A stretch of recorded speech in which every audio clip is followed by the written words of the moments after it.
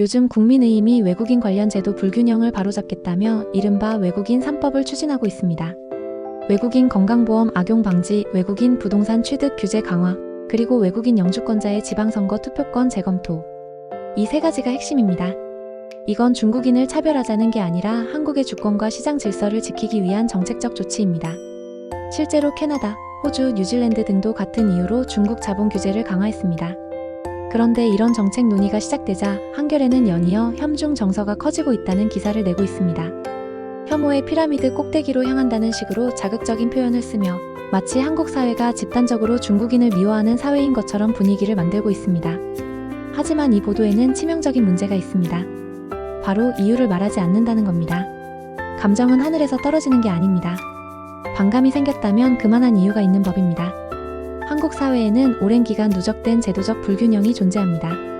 중국인들은 한국에서 자유롭게 부동산을 매입하고 건강보험 혜택을 누리며 일정 조건만 충족하면 지방선거 투표권까지 행사할 수 있습니다. 반면 한국인은 중화인민공화국에서 이런 권리를 전혀 누릴 수 없습니다. 중국은 토지 사유가 금지된 나라입니다. 외국인의 부동산 매입은 사실상 불가능합니다. 더 큰 문제는 규모 차이입니다. 중국과 한국의 인구는 20배 이상의 차이가 납니다. 같은 조건으로 상호주의를 적용하면 중국은 기스가 나도 한국은 골절상을 입습니다. 1만 명의 한국인이 중국 부동산을 사는 건 시장에 영향이 없지만 1만 명의 중국인이 한국 부동산을 사면 시장 자체가 흔들릴 수 있는 구조입니다. 이건 혐중이 아니라 구조적 리스크입니다. 그런데 좌파 성향의 언론들은 이런 문제를 보도하지 않습니다.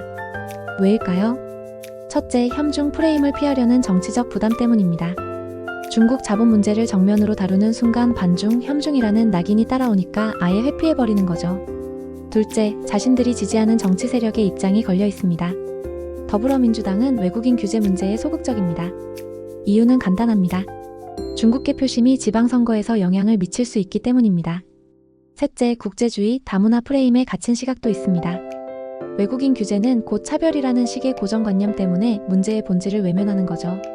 하지만 그 결과 고통받는 건 권력층이 아니라 서민들입니다. 중국 자본이 들어와 부동산 시장이 왜곡되면 월세와 전세가 폭등하고 가장 먼저 타격을 받는 건 중저가 주택에 의존하는 서민층입니다. 이건 감정 문제가 아니라 삶의 문제, 생존의 문제입니다. 그런데도 언론은 감정만 부풀리고 정책 논의는 뒤로 밀려납니다. 몇 건의 폭행 사건을 근거로 사회 전체를 혐중 사회로 규정하는 건 왜곡입니다. 반면 해외는 이걸 감정이 아니라 제도로 해결했습니다. 캐나다는 외국인 주택 매입 금지, 호주는 세금 강화, 뉴질랜드는 취득 제한. 한국만 유독 감정 프레임에 갇혀 있는 겁니다. 감정에는 반드시 이유가 있습니다. 한국 사회의 반중 정서 역시 그 뿌리를 따라가면 제도적 불균형과 국가 규모의 격차에 닿게 됩니다. 하지만 좌파 언론은 이 이유를 말하지 않고 결과만 부풀리고 있습니다. 그것이야말로 진짜 왜곡된 프레임입니다. 지금 필요한 건 혐중 프레임이 아니라 냉정한 제도 개혁입니다. 외국인 부동산 취득 제한, 건강보험 악용 차단, 투표권 상호주의 적용. 이건 혐중이 아니라 국익을 지키기 위한 최소한의 방어선입니다. 여러분은 이 문제에 대해 어떻게 생각하시나요?